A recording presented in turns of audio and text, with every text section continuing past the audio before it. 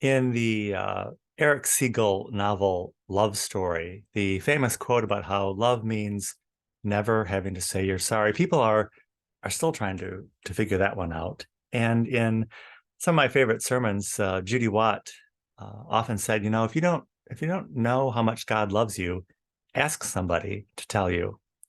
And in one of the other Judy's sermons, she talked about the scandal at Penn State, and during that sermon, she said, what were those people thinking? In one of Joyce Shin's sermon, talking about the difference between Buddha and Jesus, Joyce said, between Buddha and Jesus, there was no problem. In all the quotes that I attribute to people, sometimes people tell me they really don't remember ever saying that. So I guess some of the best quotes from people are things they actually never said. Welcome. Welcome to Sunday Coffee Hour. I'm Stanley Smith. At Sunday Coffee Hour, we don't have topics or questions or tips or any suggestions that might actually make your life better. We just simply talk about everything and nothing. We talk about everything that's on people's minds and things that aren't on their minds, at least not yet. This Sunday, which was December 25th, the readings were from Isaiah. The messenger is announcing peace. And from Psalm 98, sing a new song. From Hebrews, in our time, we have the Son, so we no longer need to hear from the prophets. And the gospel was from John. In the beginning was the Word. At Washington National Cathedral, Jan Cope preached on Sunday morning, Christmas morning, and Jan always does such a terrific job. She has a great presentation and great delivery. And I was discussing this with someone else who saw Jan's sermon, and about the idea that Jan has a wonderful habit or technique of deflecting praise and appreciation onto others, onto everyone in her orbit. And Jan did that, as she usually does, commenting about previous sermons in the weeks preceding, and people in the news and people who are out doing good work. It's great convention, because when we lift up other people, we lift up everybody. In my algorithm feed, apparently on YouTube, sometimes videos are suggested to me. And this week, a video from National Cathedral sermon by Brene Brown, guest preacher Brene Brown from 2018, came up as a recommended video. And as I said at Coffee Hour, we don't have suggestions or tips, but I would recommend the Brene Brown sermon from Washington National Cathedral in 2018. It was very good. It was very entertaining and amusing and edifying. It started out kind of like a speech, but it did turn into reflection and was indeed very much a sermon. Brene started out by talking about how National Cathedral is just way too fancy, and how she discussed this with the Bishop of Washington and the clergy before the service began. She said, well, this is fancy. And she said they told her that, well, it's pretty fancy for them too, but it's the convention that they have. Brene went on to explain that in her faith journey, she feels she's had and is still having a wild affair with God, and that in very many ways the spark is still there, but she's had somewhat of a conflicted relationship with religion. There's a difference between being a child of God and operating in a spiritual dimension, and sometimes abiding by and living with the convention of religion. And she said, and she suspects that for many that's resulted in a spiritual crisis, and that spiritual crisis is a real thing. And I was reminded, of course, of Marianne Williamson, who was a presidential candidate for the candidacy in 2016 at the Democrat National Convention. When asked what the greatest crisis was facing this nation, Marianne said without hesitation, spiritual crisis. Brene went on to explain that religion has and still continues to play a role in spiritual crisis, ironically, because they play both sides of the conflict and add to the heartache. But Brene focused on what she loves about the convention of church.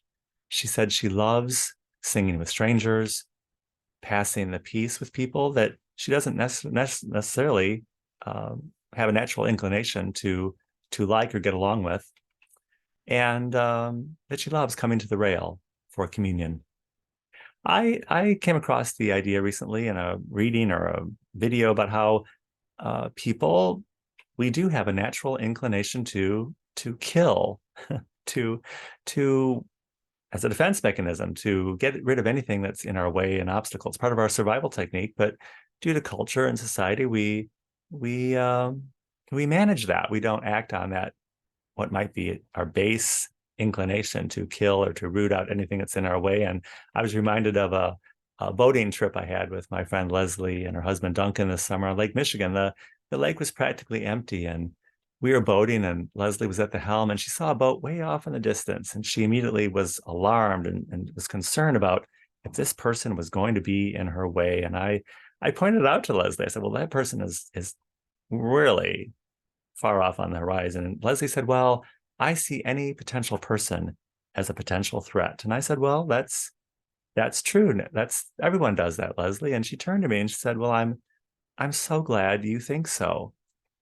I don't know if it's a matter of thinking so, but I'm a living person, and I mean, that's how we do think. I don't think that's something we need to be ashamed of. It's part of our entire collective being, but we work around it. We manage it. The next topic that Brene went on to was the idea of isolation.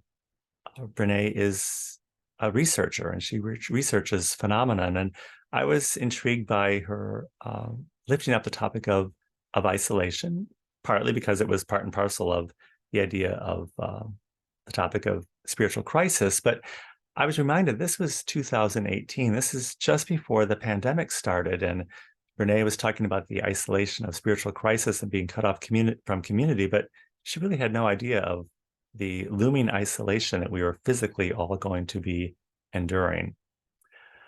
Brene said that in her research, she found that the natural outcome of isolation is dehumanization, that we are dehumanized and we then dehumanize others by seeing everyone as less than human.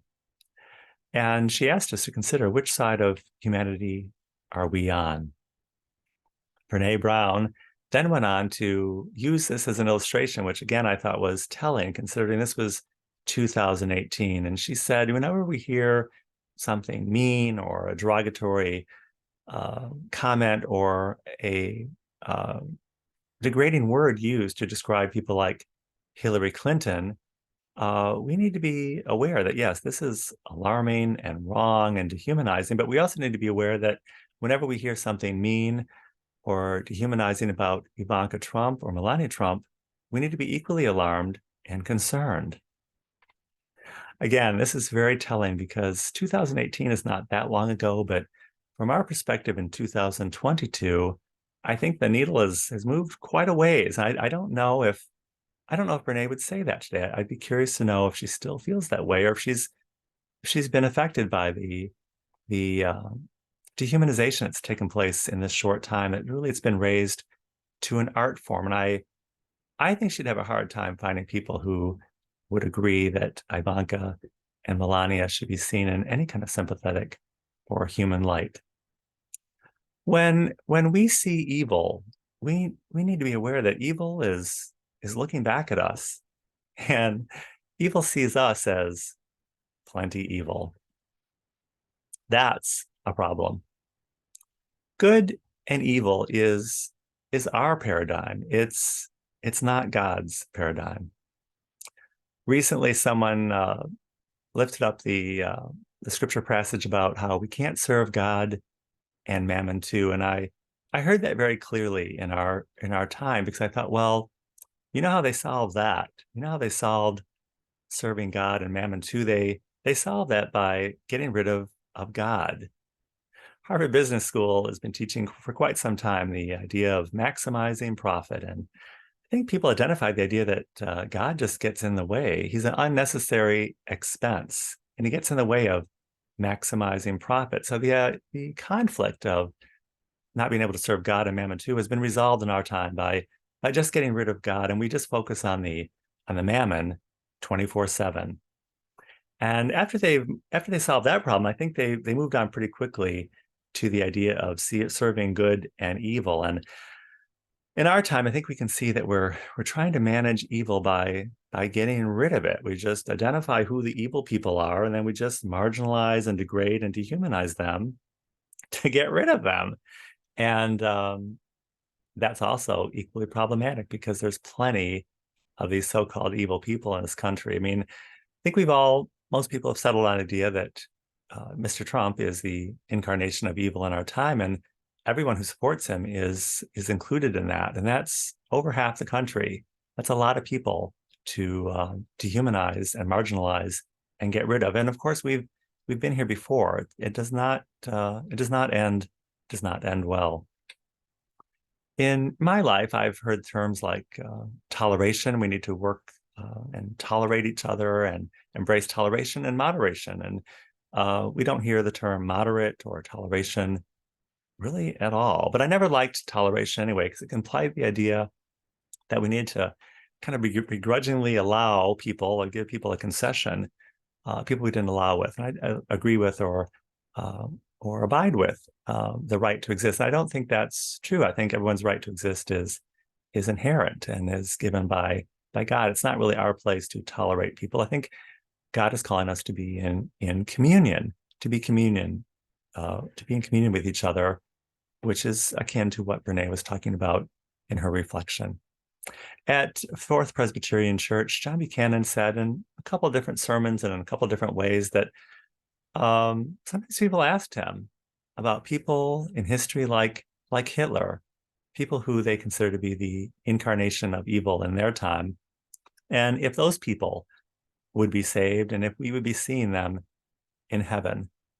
John said he didn't have the answer to that, but I believe intuitively we all do. We all know the answer to that. We know that we will be seeing everyone in heaven. We'll be seeing Nancy Pelosi, Donald Trump, Hillary Clinton, George Soros, and Adolf Hitler. It's all part of humanity. It might not be part of the evil and good paradigm that we exist in, but it's in the communion of God, which is the ultimate paradigm. And it's the ultimate paradigm that we'll all be encountering when we get to heaven. If you would like to join us at Sunday Coffee Hour, I don't know if we can offer you the answer to all your questions or a better paradigm or a different paradigm, suggestions or tips, but I think we can offer you a small portion of communion, of humanity, and our small spectrum of differing views and opinions. I think it's our small way of exercising the convention of communion and abiding with each other. If you would like to join us, I will include my email in the description of this video. I'll be happy to send you an invitation. Sunday Coffee Hour is every Sunday at 12 noon Central Time on Zoom, and I look forward to seeing you very, very soon.